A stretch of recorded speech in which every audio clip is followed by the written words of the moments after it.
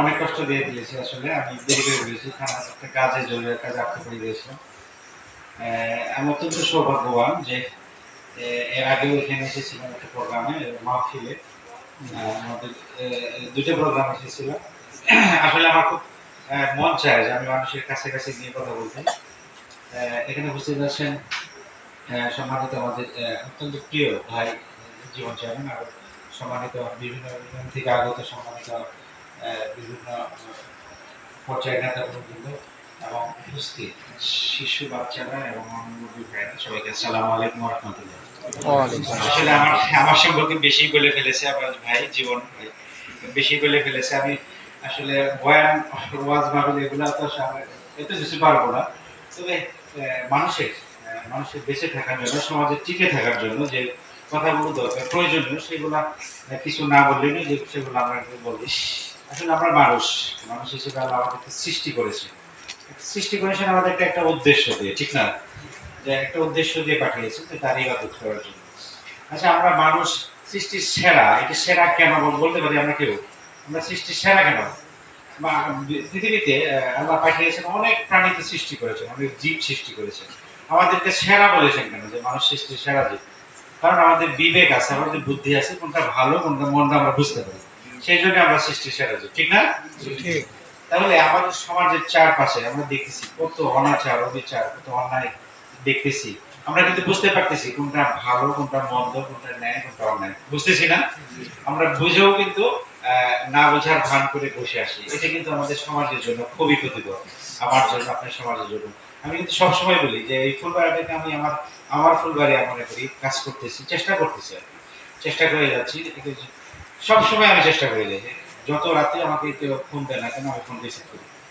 যে আমরা যদি একসাথে কাজ না করি, তাহলে তো ফুলবাড়ি সুন্দর ফুলের মতো ফুলবাড়ি করা সম্ভব না, ঠিক না?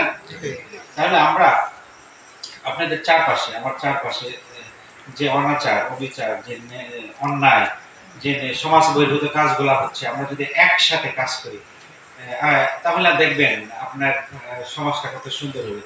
আমরা দুদিন পরে দুনিয়া থেকে চলে যাবো, এটাই তো স্বাভাবিক, ঠিক না?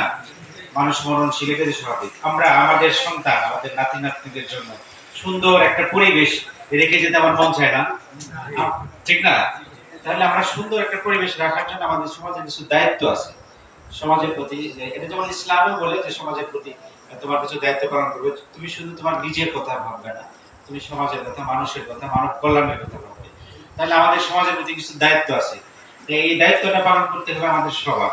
আমি পুলিশ, আমরা ৬০ জন ধরেন সদস্য আছে ফুলবাড়ি আদালতে। এই ৬০ জন পুলিশ দিয়ে প্রায় ৬ লাখের মতো মানুষের কাছাকাছি যাওয়া কি আদৌ সম্ভব?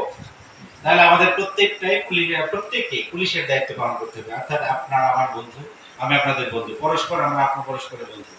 আমরা আগে দেখেছি যে পুলিশকে দেখলে মানুষ ভয় পেত। আমি এই ভয়টা কাটিয়ে উঠতে চাই যে পুলিশকে দেখে ভয় পাবে কেন? পুলিশ তো জনগণের সেবক, শাসক না। শাসন করতে কিন্তু আমরা আসিনি এখানে, আপনাদের সেবা করতে এসেছি। আপনাদের দেয়া কৃষকের দেয়া ট্যাক্সের টাকায় কিন্তু আমার পোশাক পরি আমি, আমার সন্তানদেরকে লালন পালন করে লেখাপড়া করাই। তাহলে সমাজের প্রতি, আপনাদের প্রতি এবং সৃষ্টিকর্তার প্রতি অবশ্যই আমার দায়বদ্ধতা আছে যে আমি তোকে এখানে পাঠিয়ে অফিসার ইনচার্জ হিসেবে, তুই মানুষের কি উপকার করছিস, দায়বদ্ধতা কিন্তু আছে আমাদের। আর ২ জন লেখক তো সবসময় আমাদের সাথে লেগে থাকেন, ঠিক না? বাম এবং ডান পাশের লেখক, উনি উনি কিন্তু সবসময় ওনারা কিন্তু লিখতেছেন যে আমরা প্রতিদিন কি কাজ করতেছি। আমরা চেষ্টা করব যাতে কোনো খারাপ কাজ না করি। আর যদি ভুল করে হয় তাই আল্লাহ অবশ্যই ক্ষমা করবেন, ঠিক না? আমরা জেনে শুনে আমরা যেটা জানি সেটা কখনোই ভুল করব না, অন্যায় করব না। জেনে শুনে আমরা যেন অন্যায় না করি। আপনার চারপাশে আপনি দেখবেন অনেক অনেক মানুষের জুয়া খেলে, অবসর সময় জুয়া খেলে হোক অথবা নেশাগ্রস্ত হোক, নেশাই হয়ে যাক তারা জুয়া খেলে। আবার দেখবেন কিছু কিছু ছেলে পেলে আছে, ছোট ছোট বাচ্চারা পর্যন্ত মাদকাসক্ত হচ্ছে। আর এই ছেলেগুলা কারা? বাইরে থেকে কিন্তু আসতেছে না। এই ছেলেপেলাকে কিন্তু আপনার সন্তান, আপনার নাতি, আমার ভাই, আপনার ভাই, এরাই কিন্তু খাচ্ছে। আমাদের একসাথে কাজ করতে হবে, এদেরকে বুঝাইতে হবে। এরা কিন্তু ছোট, এরা কিন্তু বুঝে না। যাদেরকে আমরা শিশু বলি, 18 বছর নিচের শিশু, 16 বছর পর্যন্ত হলো 16 বছর পর্যন্ত হলো শিশুর মধ্যে পড়ে, 7 থেকে 16 বছর পর্যন্ত শিশু। এই শিশুরা কিছুই কিন্তু বোঝে না। এরা একটা অপরাধ করলেও কিন্তু অপরাধের মধ্যে পড়ে না, তাদেরকে আমরা সংশোধন নাগারে পাঠাই, যাতে ছেলেটা হাজতে কিন্তু পাঠানো হয় না। এই বাচ্চারা কিন্তু বোঝে না। এই বাচ্চাদের বোঝার দায়িত্ব কি আমাদের সবার না? আপনি বোঝাবেন, আমি বোঝাবো, সবাই যদি বোঝাই একসাথে, তাহলে দেখবেন আমাদের সমাজের এই বাচ্চাগুলো একদম ফুলের মতো হয়ে গড়ে উঠবে। আর ফুলে এই বাচ্চাগুলো যখন সুন্দর হয়ে গড়ে উঠবে, মানুষের মতো মানুষ হবে, তাহলে দেখবেন যে আমাদের যে প্রত্যাশা, যে ফুলবাড়িয়া, ফুলবাড়িয়া মানে ফুল, প্রথমে কিন্তু ফুল শব্দটা ঠিক না, ফুলের মতো ফুলবাড়িয়াটা হয়ে যাবে।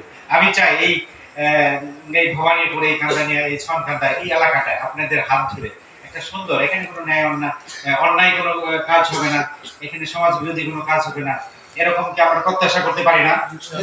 আমরা সবাই আছে প্রতিজ্ঞা করব, আমাদের সমাজের চারপাশে যে অন্যায়গুলো হয় সেগুলো আমরা প্রতিহত করার চেষ্টা করব, এগুলোকে আমরা সংশোধন করব। পারবো না ইনশাল্লাহ?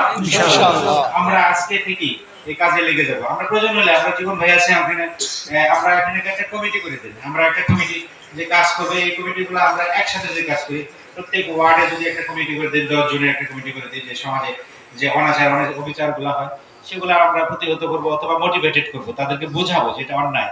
এভাবে যদি আমরা কাজ করি, আমি কিন্তু সবসময় বলি যে মানুষকে সংশোধন করার সুযোগ দিতে হবে। আমার ভুল হতেই পারে, আমি কিন্তু ভুল করতেই পারি, কিন্তু আমাকে ভুল সংশোধনের সুযোগ দিতে হবে। ছোট ছোট বাচ্চারা তো ভুল করবেই, ওরা সমাজের দেখবেন যে ছোট ছোট বন্ধুদের সাথে মিশে ভুল করবে, এই ভুলগুলো সংশোধনের দায়িত্ব আপনার আমার সবার। আমরা সবাই মিলে ইনশাল্লাহ কাজ করে যেতে চাই। আল্লাহ যতদিন আমাকে ফুলবাড়িয়া থানায় রিজিকে রাখছে, আপনাদের পাশে থেকে, আপনাদের একেবারে কাছে থেকে কাজ করে যেতে চাই। আপনারা সব সময় আমার কাছে সরাসরি চলে আসবেন, সরাসরি। আমি খুব ভালো লাগে, আমি আপনাদের যারা অভাব, যারা আপনার আছেন ক্ষতিগ্রস্ত সমাজের, যারা আছেন, যারা ভিকটিম, যারা ক্ষতিগ্রস্ত আছেন, তারা যদি সরাসরি আমার কাছে আসেন, আমার কাছে আপনার মনের কথাটা বলেন, আমি খুব খুশি হই। আপনি যদি অন্য কাউকে নিয়ে যান সেটাও কোনো সমস্যা নেই, কিন্তু আমি আপনার মনের কথাটা কিন্তু শুনতে পারবো না। উনি যেটা বলবে সেটা হলো, আপনি যদি ক বলেন, উনি আমার কাছে আসে কলা শব্দটা বলবে, ঠিক না? ঘুরে ফিরে কিন্তু অন্য জিনিস চলে আসবে। আমি চাই যে আপনাদের এই মেসেজটা পুরা এই ভবানীপুর ছড়িয়ে যাবে, যে আমি সরাসরি আপনাদের যারা বিপদগ্রস্ত হবেন সরাসরি আমার কাছে চলে আসবেন, অথবা সরাসরি আমার কাছে ফোন করবেন। আমি ইনশাল্লাহ যত রাতেই ফোন দেন না কেন, আপনাদের ফোনে সাড়া দিব, চেষ্টা করব। আর না হলে আমি যদি আসতেও না পারি, এখানে অনেক দূরবর্তী, অনেক সময় লেগে যেতে পারে, তারপরে যারা এখানকার স্থানীয় বা এলাকার যারা মুরব্বী আছে তাদের মাধ্যমে, অথবা জনপ্রতিনিধি আছে তাদের মাধ্যমে এটা সমাধান করে দেওয়ার জন্য ইনশাল্লাহ চেষ্টা করব। আমি আজ পর্যন্ত যতদিন এখানে ফোন করে আছি, আমার মনে হয় যে 90% শতকরা